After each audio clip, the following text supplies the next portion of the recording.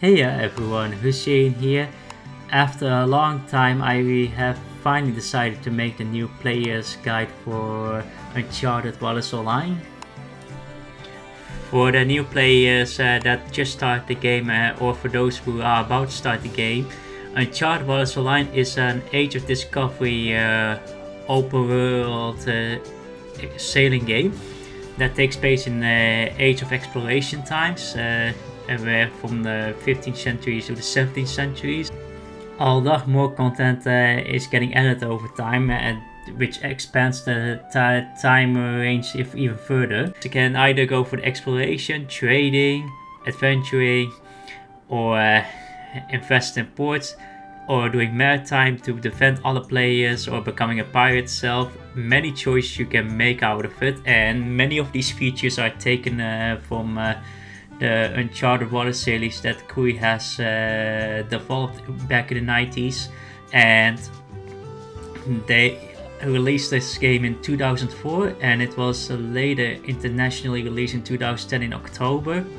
So we as international players could finally play Uncharted Waters Online as well. However, the challenge that many of us has encountered is how complex the game actually is. That it's given, for my words, what I've said about the activities in game, because each of its own activities, from adventure, trade and maritime, and even a general parts of the game, has its own challenges, system and rules to understand, that has a lot of information that is very hard to comprehend for new players especially.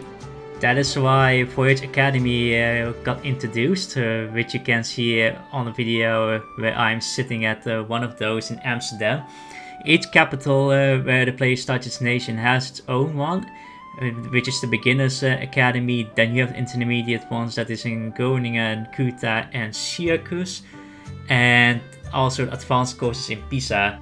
It was time consuming to complete those courses, however it was very worth of the time, as players get plenty of time to understand each of the classes slowly, and the general rules and the basics for sailing, which allowed them to able to explore on their own. Unfortunately, with the introduction of the Order of the Prince chapter years ago, the Voyage Academy is no longer accessible for new players that joined the game after that chapter, and old players who has made their characters before the Order of the Prince, if they hadn't applied for school yet, they cannot apply anymore either, which is really a shame, because while I do get the idea of Koei that they introduced Sagas to put everything from school in one port, the issue with the Sagas is that it lacks a lot of context, which the old school has helped us out way back. When just starting the game, you are sent to the Voyage Academy, where you as a new player could enter the school and apply for via the receptionist, and then you have also a clover under your flag. That was something that where new players were guided way back, and followed up by that they could follow some lectures to understand every aspect of the game, from adventure, trade and maritime, by taking some quests. And once those quests are taken, they get greeted by the NPC instructor that will try to guide the players out how everything works in the game. And this has been always very helpful, but despite some dialogues that can be very, very long, it was always fun for some players to understand the game. And this is something you never see in Sagas anymore, except at the beginning part, which you will see in the first episode, which I will explain more. But these instructors, NPCs, were very helpful, because there was also engagement between them and the other NPCs that you will encounter on a regular basis in the game. And it is something, the charm, that many old players also miss, that are no longer available when they make a new character, or whenever a new player decides to join the game. Like these engagement, you won't see this anymore in Sagas, which is something that I I really felt devastated when I was trying Sagas with another new character of mine, and I saw a complete difference between the old school and the new school. Like, sure, with the new school you're able to graduate much faster, which I do see why Kui did that. However, the way they did it is by that you are doing just quests, and by doing the quest you get then at some point a graduation quest that you can do, and once you graduate you're basically done. However, you miss all the proper explanation, which you will otherwise be able to understand what NPCs are telling you in this dialogue as you progress through the Academy, Voyage Academy quest that you are doing here.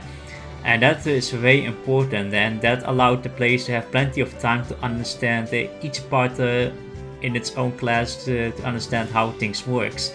And basically, while I understand Korea for doing this, for returning players this is pretty favorable as they can graduate much faster, but new players need more time in order to understand the game. And this basically eliminates it. I don't understand why Koei is not giving new players the option to follow the old school as well, because old school players can still use the school in case they have applied for it before the Order of the Prince. To make matters even worse, when you're graduating in Sagas, there is no hypeness around involved, which is something you will soon see in one of the scenes that I am about to share. The only thing I definitely won't miss in old school are the dual courses, where you have to repeatedly do the same quest in order to graduate for advanced course. So I'm happy that is gone at least. Here's a scene with awesome soundtrack.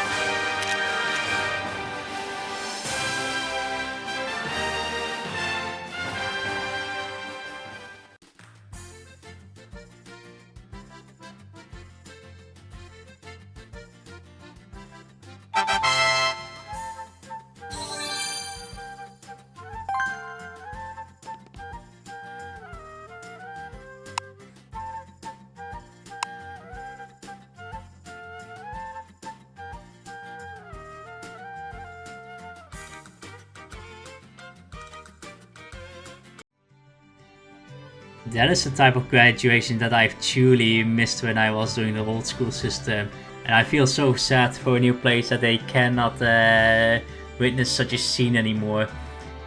What's worse is that some of those instructors that we as old players have encountered may reappear in certain stories, especially when you do the Oxford storyline. I'm not sure if Kui has adapted it, so I may see it myself if I do the Oxford in my third character that I'm about to make. Although I feel like because of that there's so much inconsistency, so that is why after I see how Sagas is, I felt like I needed to make this video, and with the third character that I was planning to make, this is a perfect opportunity, and I I may not be the best in explaining certain things, but I do my best to show everything what I can while I am playing on the third character. And hopefully this will help new players out to have some proper explanation how everything works. Just a few things to note before starting this episodes of New Player Guide series.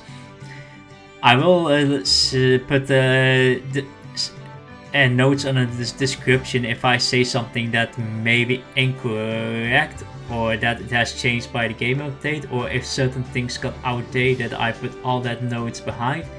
And if there's a specific guide that I mention, I will try to link also that in the description. So everything on that will be noted, because I have returned the game after years, only about 2 months ago, so there may be certain things that I may overlook.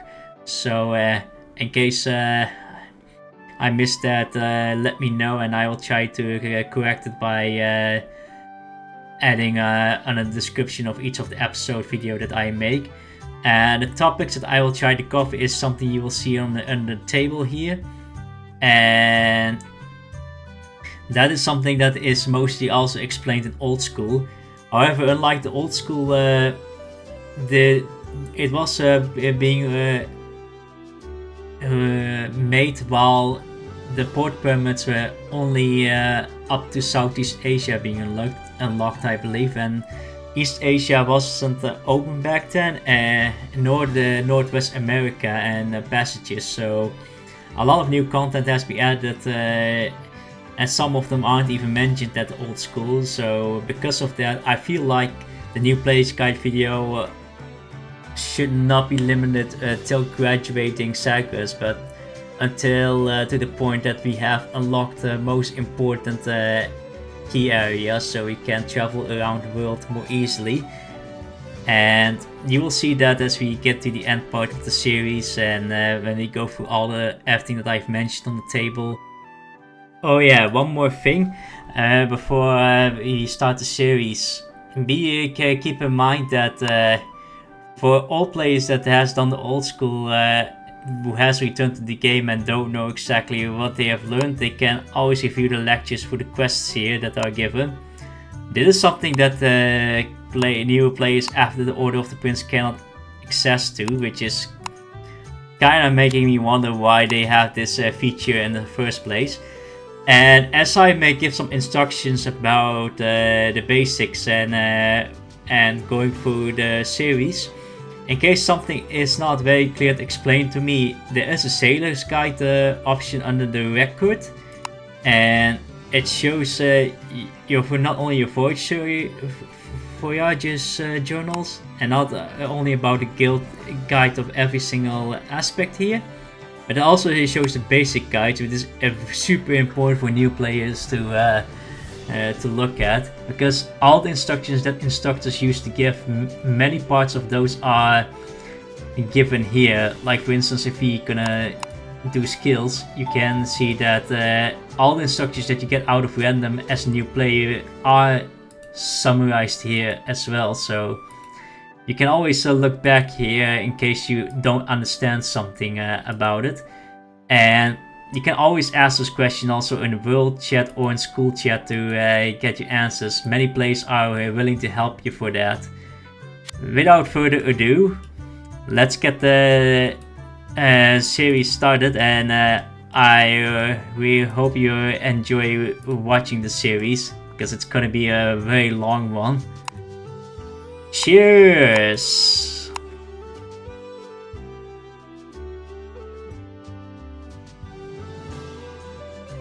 Here we are at the world selection. As you can see, Maris is the only choice we have here. I do not expect another international server to be added with the current playing base we have as I am making this video. But who knows, the future of Uncharted Waters Online is a mystery, so it may change. Press OK.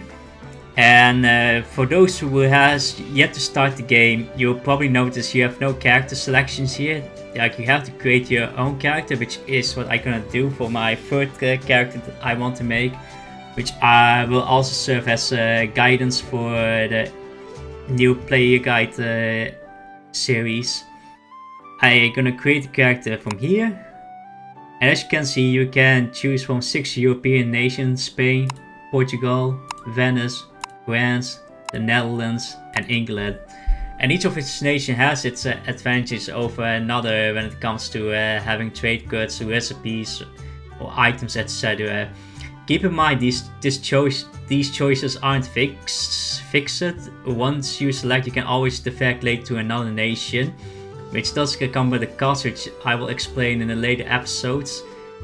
Keep in mind, if you're gonna pick up Venice, the Netherlands, or England for that matter, you have no direct access yet to Sagus, because you don't get the West Mediterranean port permit, which is needed in order to enter Sagus school. And as most of my characters being Dutch, I make a Dutch character, so this makes also a perfect opportunity to show you the way how to get to Sagus if one of those 3 mentioned nations are selected that has no port permit yet for Sagus. And here you can create your character. The body types are shown. You can select it by clicking on them, which you won't prefer. And I'm gonna select a smaller character, which I will name after a character from Honkai Impact 3rd. Some of you may know about that game, that may get the reference from it, and she will be the instructor to all of you, for new players and for those who are returnees and aren't familiar with the changes after years of passing by. You can check the close face by check marking the face, and you can then rotate the character to check how it looks like from the front or the back. It does reset when you change anything on the settings here. You can change the face in three different types. For each body type it has its own one, so you have quite some options to select here. The hairstyle I go for is this one, and I pick this skin complexion. Hair color is gonna be bluish or white. And all this is basically some makeover for your face, which gives glasses, eye patches, and for some male characters they'll have some mustache, beard, or etc. Which you ever prefer to choose. I'm gonna go for normal. Then you go to next, and here you can select with which job you wish to start in this game. You have adventure, trade, or maritime, and each of them has its own starting skills that you start with. I would recommend adventure because adventure has at least two skills that are very essential for sailing. You can always change the job later, as it is given here under the description. Then we go next. Here you can select the attire. I will go for the blue one. And with that, character is almost ready. Now we have to give the character a name.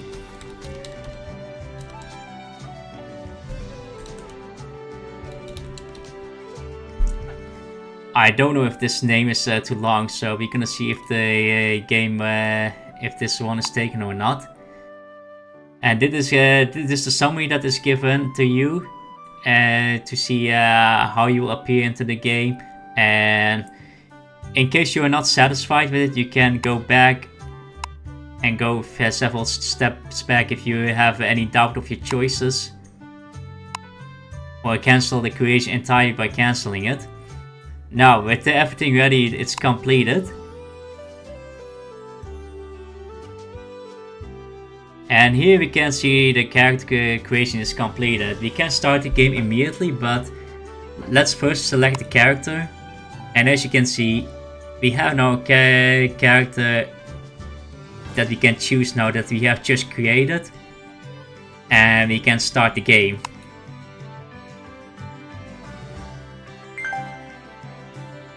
You all start at the designated guild depending which class you've chosen for adventures. The adventure guild.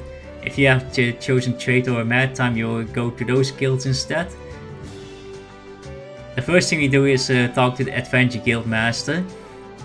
Simple instruction of the game is you use the mouse to go around. By left clicking somewhere, you go to that direction. Like this. Left clicking, you go where you are going. And with the right mouse, you can, by holding it, you can then change the camera angle from left to right or up and down. You can also use keyboard to walk. But it is a bit harder. It's much easier to do this with the mouse. Let's talk to the adventure GM. Left clicking, click on the NPC with the left button, and then you have to click again to interact with it.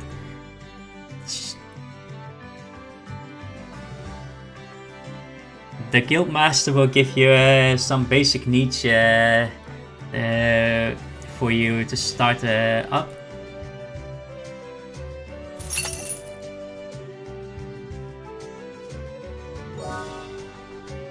You will receive some items as well.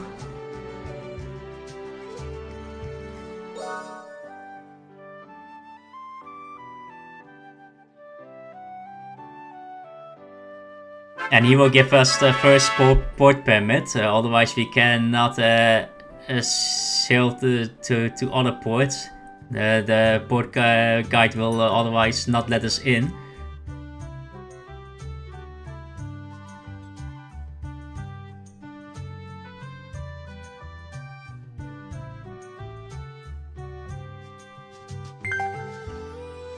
On the journal, you can see you can check for the port permits you have on the chart.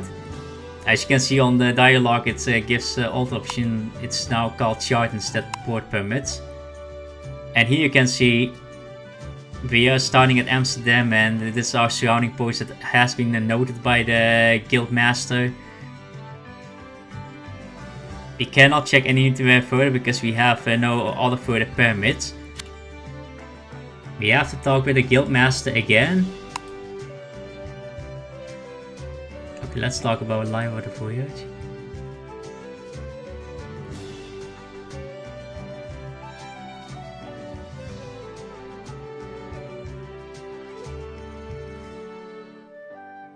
And the first instructions that I will give for this first episode is to get familiar with the town, so you know what the purpose is for each part within the port.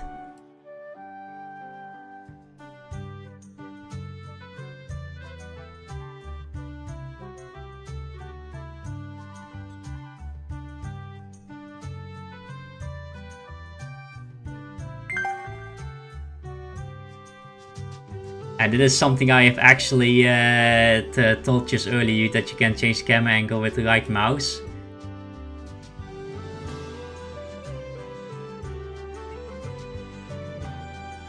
Now we can leave the guild, and we will be probably greeted by an NPC outside. Sometimes as a new player you will get these dialogues. You can press Ctrl plus clicking to skip it.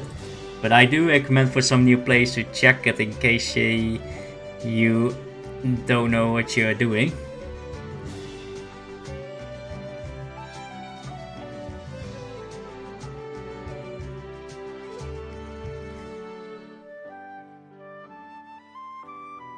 And the Sailors Guild is here being mentioned, which is something that I'm gonna use a lot during the playthrough, so you can always look back what I have been doing. The experienced sailor is here.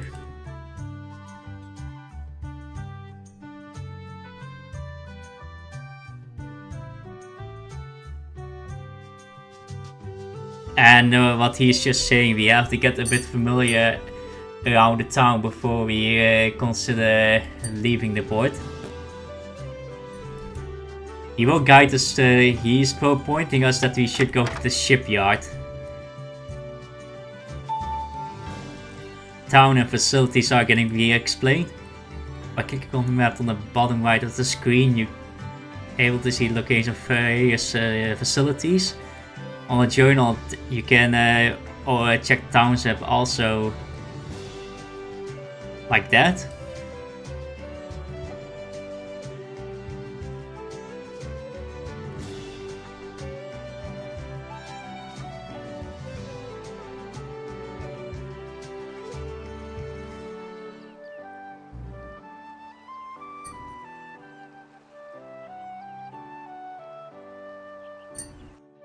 Now what the instruction just told us, we can check the town map under the journal on the right by clicking here, Towns map, and this is how the maps look like, and we are right now at Adventure Guild. The experienced sailor instructed us to go to the shipyard, but before we do that, I'm gonna show you first what is important to know, and that is by selecting the character information. It is basically your profile in the game, where on the left side it shows the appearance of your character. Again, check mark in the face shows the close-up of the character. The display image, it does so far nothing here. That's because it has some involvement with another feature that I will be showing in several episodes later of the series. And the captain icon on the left represents your relationship with other nations when you point your mouse towards it. Everything is normal so far. It's something that you don't have to be concerned about it unless you decide to attack other flag NPCs, which I do not expect new players to do that immediately. On the right side you see the information about yourself. And the first one you see is here the name of your character again, the nation that you are belonging to, the job that you are being associated with is adventure learner. This shows the company that a player is affiliated with, which we are currently none of it. Company is basically same as a guild for from other online games, which I will come back also later about it. And this is the court rank, which shows you the court, the status you have for your nations. And then you have here the title as well, which we currently have no title yet, which can be changed, but we currently have no title in our list, so it remains currently empty. And the status shows the classes from adventure to trade to maritime. The levels are shown here. And XPs are the current XPs are shown when pointing your mouse towards it, and next shows the amount of XP you need to level up. And then you have the fames, adventure fame, trade fame, and battle fame. Level represents how much experience you have built for each class. And the higher the level is, the more ships you have that you can access, and the more jobs becomes available for you to change in the future. Fame represents your reputation from each class within your nation. Higher the fame means that you are able to take a higher difficulty quests, and you can also get a higher court rank. So when a certain total fame has been met, and the fame is also plays a key role for unlocking more port permits at the start of your journey. The figure is shown here, how much figure you have for yourself. The asset shows how much money you're currently carrying and how much you have in your bank. And the Roman coins is basically coins you can gain from land battle, but most of them you get from the Colosseum, which will be another topic I will explain later in the series. And then you have your insurance, which I will explain more about it, which is shown as grade 1, but I will explain more once we get to this point. Well, I forgot also to mention on the left side you see the 4 parameters: formality, disguise, attack and defense, which we will talk in a bit. So that's basically the profile of your own character that you see. And now we go first to the equipments. Equipments is given in 6 slots. On the right side, headgear, the body attire, hand attire, foot attire, accessory and a weapon. We received just a dagger of the Guildmaster, which we're gonna equip. And here you can see the dagger gives 6 attack power, so by equipment our attack power has increased. Now it's time to explain what each parameter does. Formality is basically a parameter that shows how well you are dressed or how well you appear to look, which is very important when you wish to interact with high influential NPCs or NPCs from the royal palace, etc. Disguise level, which is basically how much you are covered basically in order to enter the Islamic ports, which will be important soon as we go further into the series. The attack power represents how much attack power your character has, which influence partially your melee power on attack, which I will discuss later, and land battle attack power. Same for defense power, it shows how much defense your character has, and that also partially determines your melee defense power and your overall land battle defense power, which we also come back into later. On the left side you can see you can select equipments that can be equipped or are equipable, but there are some equipments that cannot be equipped because some of them can be either have a fame requirement, or some will have a specific gender, that it isn't unisex, but that you have to, that it can only be worn by a male or a female character, or you need a specific title in order to wear the equipment, which we will see soon as we get more equipments for ourselves.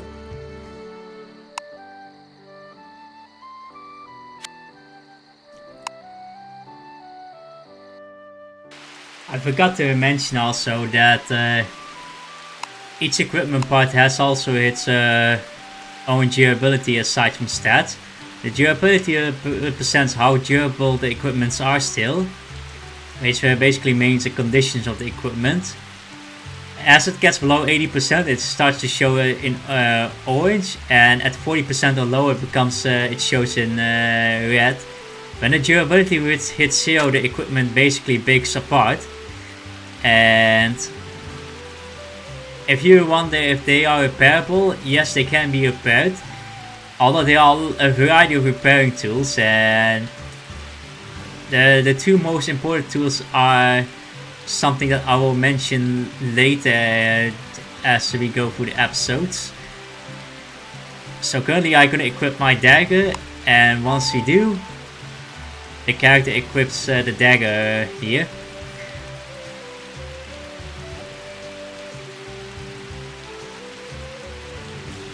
Now before I'm gonna show the list of skills, let's go to the let's go first to the shipyard. You can select the icon here on the map, and your character will go automatically towards it. You can choose also one of the ports here to teleport. And if I, for instance, go to Port Harbor, your character will instantly teleport in there. And you can also teleport to the school doorkeeper that every capital has. And that one is very much close to the shipyard.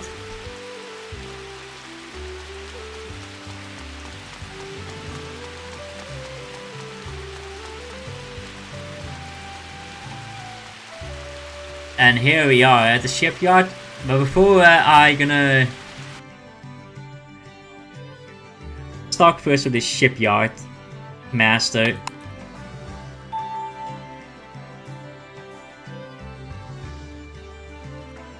Cannons X. So as you can see here, the game explains what you can do at the shipyard. If you talk to the shipyard master, you can basically purchase or sell ship to the shipyard master. And you can also build a ship via the shipyard master as well. But that does require shipbuilding skill, and that is something we will also come back into later.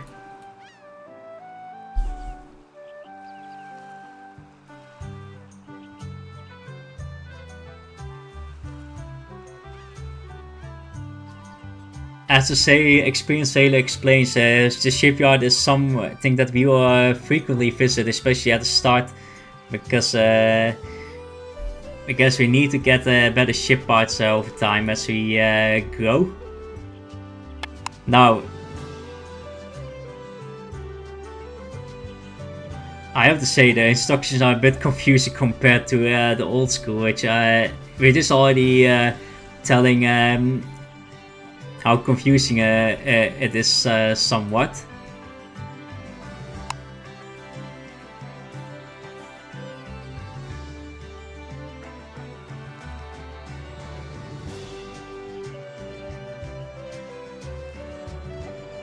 Now, as suggest we can purchase a ship from the shipyard master.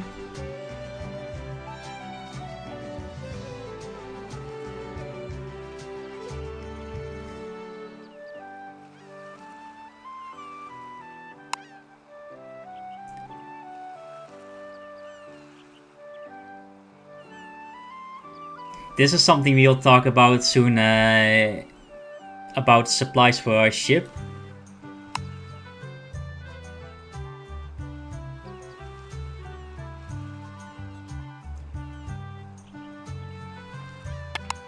Now, to show you an example, you can purchase ships from the shipyard master. And as you can see, there are some ships we can afford. However, I do not recommend to do that. We have already a ship of our own. But here you can see the ships you can purchase, and let's talk about our ship that we currently have. We can check our current ship on the ship information. And on the left side you see the appearance, how your ship looks like, which is currently the Explorer Baka we have here. And the name of the ship is given here. You can see the grade of the ship, which I will talk about when we come into the shipbuilding section. And same for the improved performance, that will be important for later. Now, the ship performance is something important to explain. The vertical sail is basically sail stats that determines your performance on side winds especially, and it does help somewhat also against headwinds, but it's disadvantageous when it comes to tailwinds. It's often used by ships that they wish to sail at coast near the coast, or where a lot of side winds or headwinds are involved. Horizontal sail stats determines your performance at tailwind especially, and especially if you sail in deeper oceans. The greater the horizontal sail, the greater your ship speed will be in tailwinds and deeper oceans. Row power is currently shown here as 0, and that is with all flagships. Row power is usually between 80 to 100 depending on the row ship you have, which I will eventually show a row ship at some example of it. And turn speed is basically how fast your ship can turn when you make a turn of your ship, and it also determines how much speed is lost when you're making a turn. The more extreme the turn is, the more speed is lost, and higher turn speed basically relaxes the penalty of that and improves the turning speed of your ship when you steer it. Wave resistance is a parameter that represents how resistant your ship is against the waves of the sea. Which, the higher the wave resistance, the less likely your ship will be encountering broad wave disaster or frontal damage from huge waves that can cause leaks on your ship. And at wave resistant 11 or higher, your ship becomes storm or blizzard proof, which you will see as we progress further. The armor determines how tanky your ship is. The armor basically reduces damage you receive from cannon fires, where each value of it reduces the cannon fire damage by -1 per equipped cannon of the enemy, and the higher this value, the more the less damage you receive.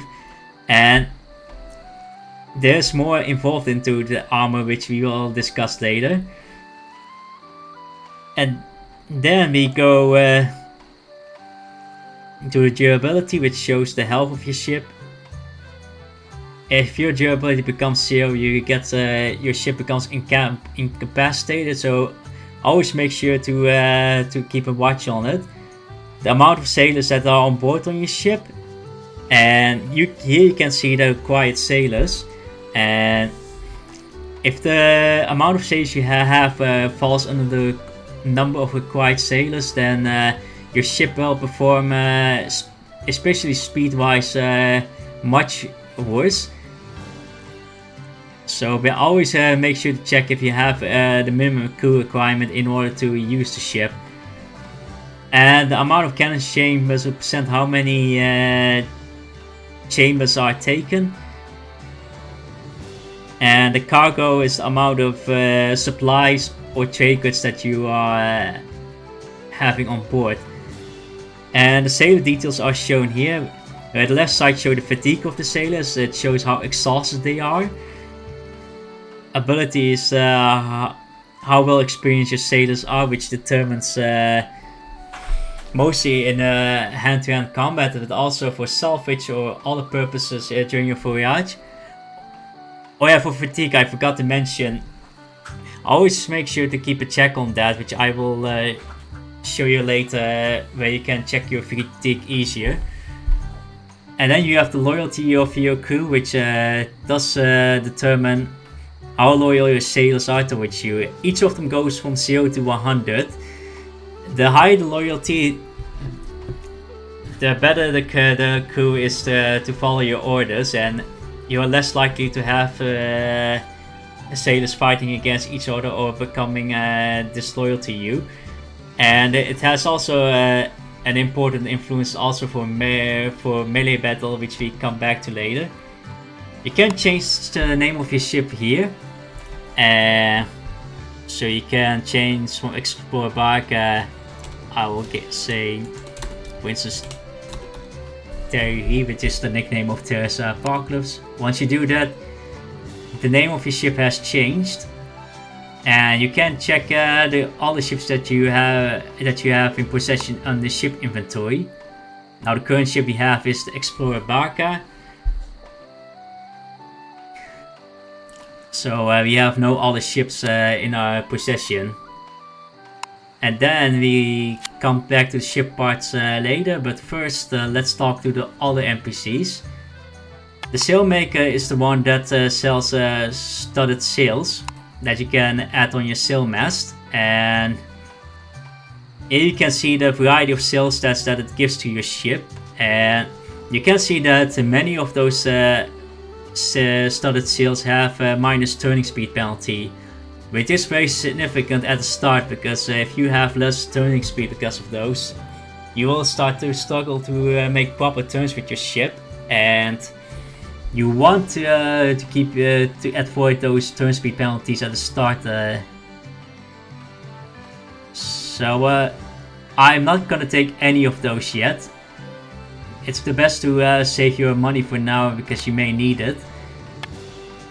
At the shipyard, shipwright, you can interact with the shipwright to repair your ships, and currently your ship is fine as it is. And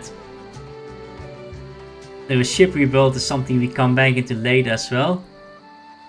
And refit shows the sales stats that you can change, or the total hold, but for the total hold to change you need shipbuilding again.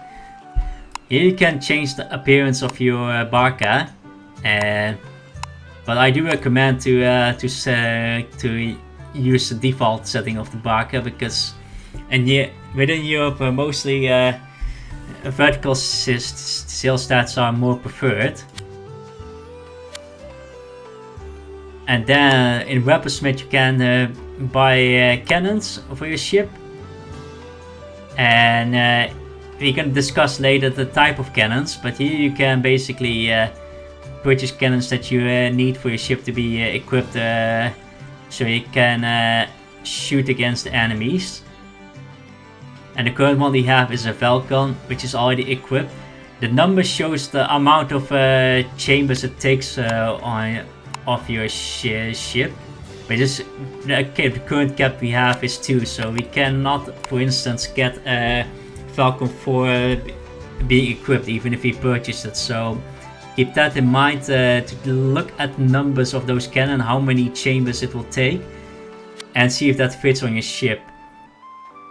And then, oh wait, almost forgot, you have also special equipments for your ship that you can purchase, which we also come back later for it. But these are basically put at the arsenal of your ship, on the back especially. And then the carpenter sells armor plates that gives the ship extra armoring to make them more tanky against cannon fire damage, or against other potential damage you can receive. But you have to keep in mind that each of these armor that is given, you can see the ship speed given in minus. The ship speed given in minus, whenever you equip those plates, let's say we're gonna purchase a light catter plate. Now this is our current sales stats, and we're gonna equip it. As you can see, it's not so noticeable in -1, but I have found out that the reduction per minus speed is about 0.5% approximately per minus ship speed rank, which is rounded down apparently, because I can see that sales stats did not change here. Oh yeah, since we are back, since we talk about Shipparts, that is something that we're gonna talk here as well. Under Shipparts you can see the Shipparts you have currently in possession in your inventory. As you can see, you have the Falcon being equipped here, armor plate can be equipped here, and the figurehead can be equipped on this slot, and studded sail under here, crest under here, and special equipment here. As you can see, there's not much cannon we can equip, as well as the armor, same and for the sail mast. But these slots will be much greater as you have when you use a better ship. So each ship has its certain amount of sail stats, cannon slots, and armor, and stern castle. I mean special equipment. I'm gonna take one example if you're gonna, for instance, get this one. Oh wait.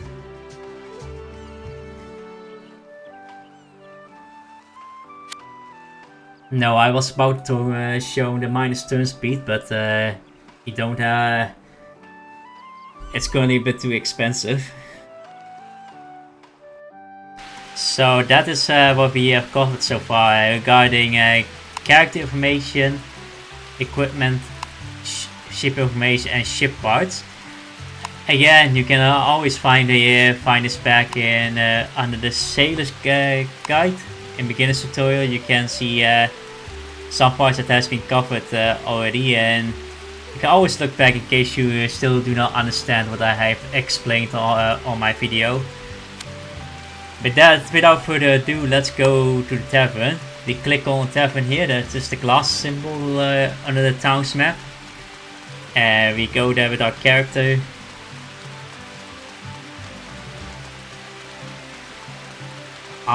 Almost every port has at least a tavern in present.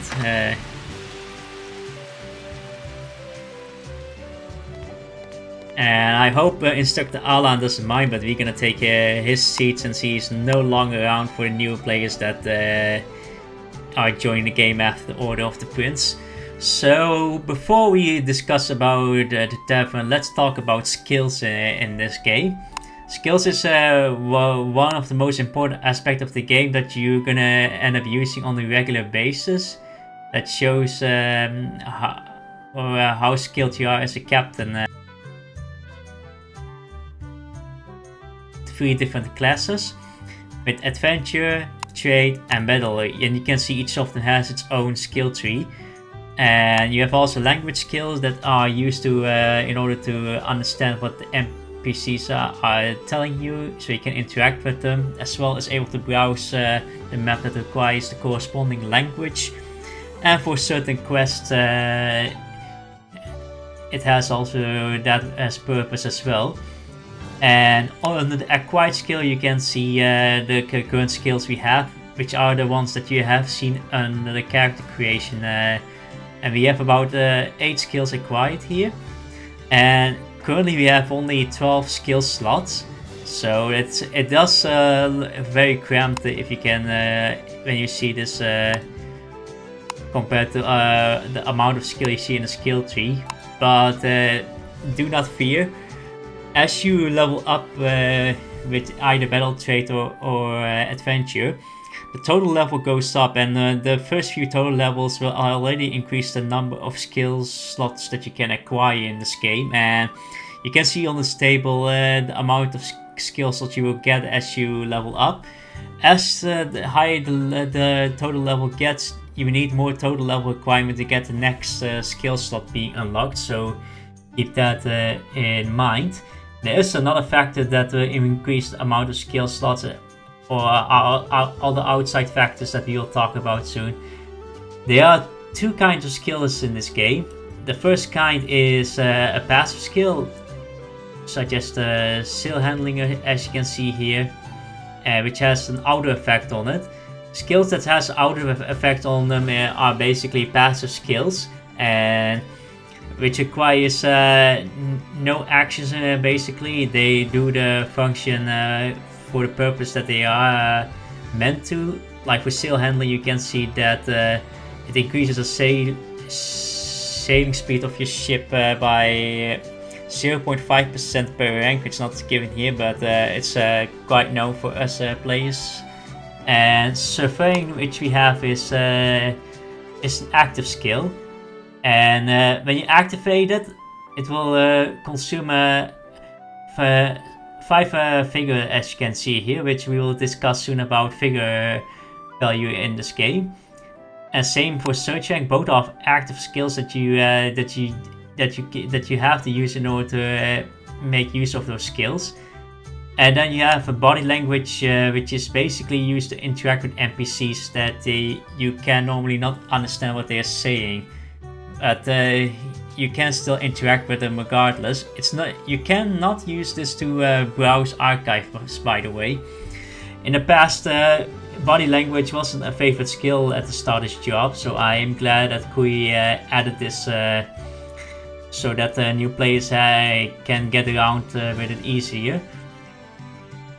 Now there are also more skills that you can actually learn in this game. You can learn the skills by either high influential NPCs or agents, NPCs, or from the Royal Palace.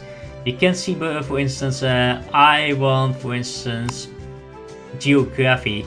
But as you can see, I cannot learn the skill. You can see the requirement you need. It needs adventure level 3. We have surveying requirement. And in case you want to learn the skill, for instance, you press on the location and you can see in which ports you can learn and from which NPCs you can learn from it. And as you can see, Mercator in Amsterdam does offer this skill to be learned.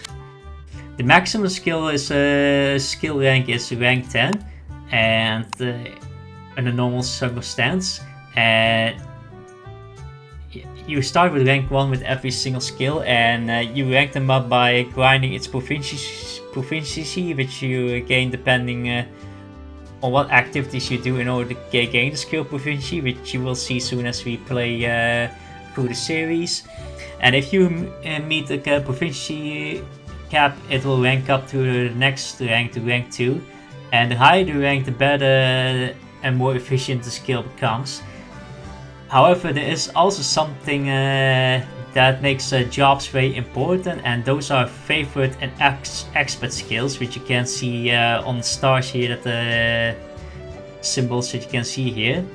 And you can see all the skills that I have aside from language are marked with a yellow star.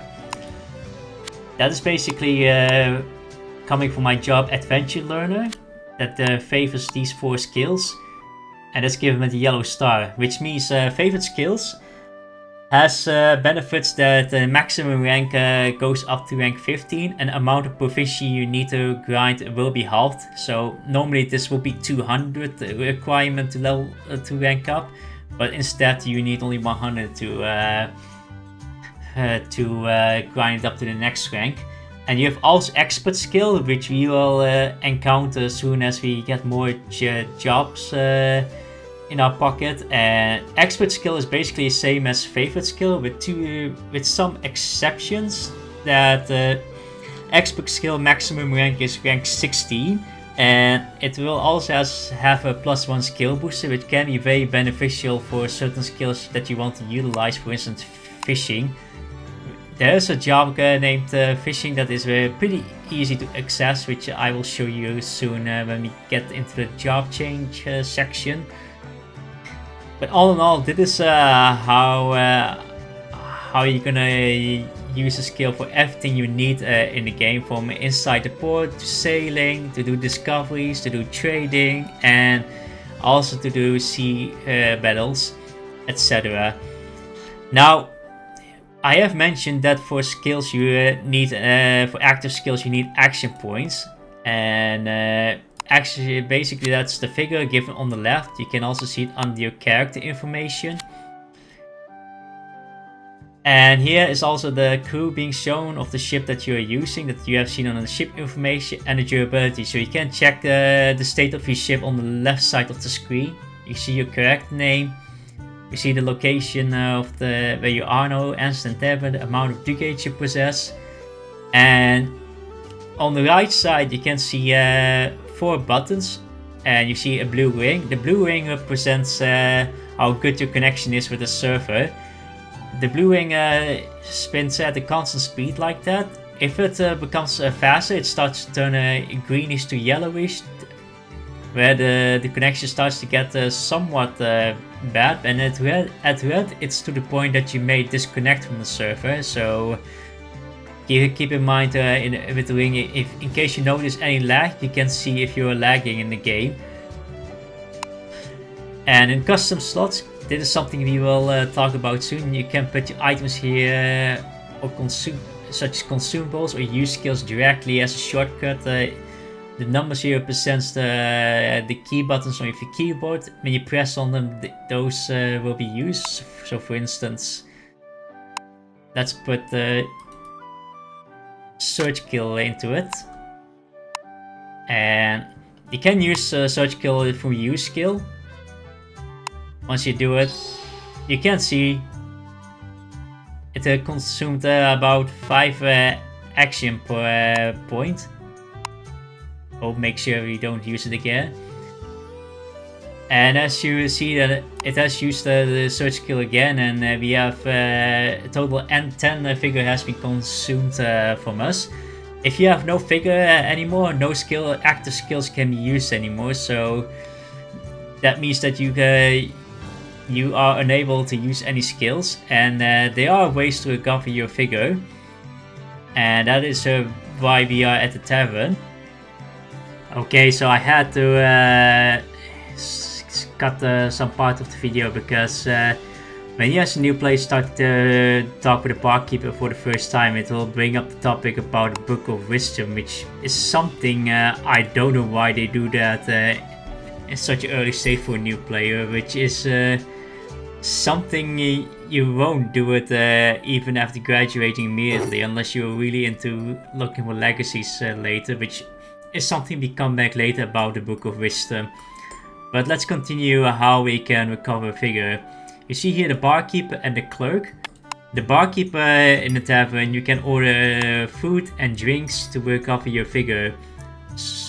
You can get drunk if you drink too much alcohol or get full, which makes you unable to either drink alcohol or eat something for a while. And we're gonna take, for instance,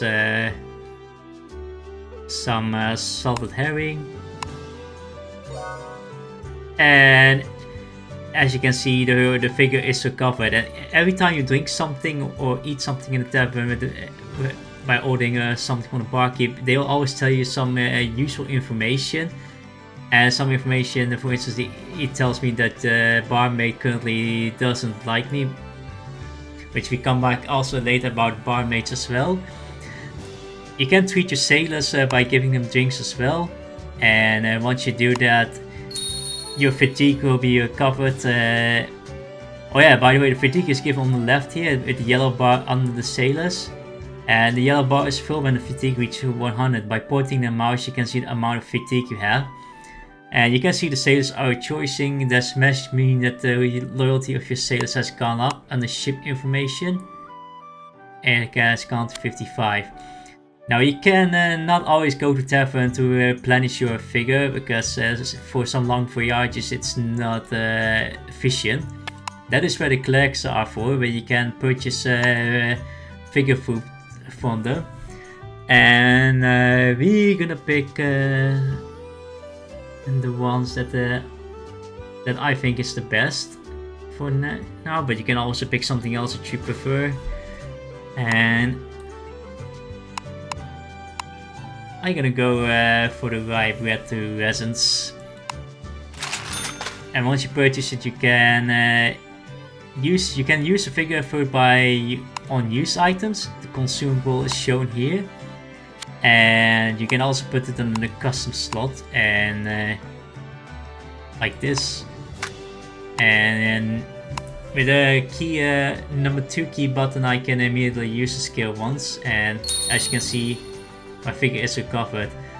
Also pay attention if it also recovers fatigue or scurvy. And you can see some of them not only recovers figure but also the fatigue of your sailors, so keep that in mind. And some of those consumable food items has a plus under their names, which does recover your entire fleet, which you will encounter later. So that is how we replenish the figure. And you can also interact with the seafarer and the merchant, and I will talk about what the purpose for these two are. But in the tavern, that is basically how you can recover a figure, by ordering food from the barmaid, from the barkeep, or getting figure food from the clerk. And that is basically how you can maintain your figure and the fatigue of your sailors. So I think this is probably the first episode for this series. It's a very long one, so I'm really sorry about it. I will try to be more efficient as we progress through the game. I hope you all enjoyed the first episode, and see you all on the next one. Cheers!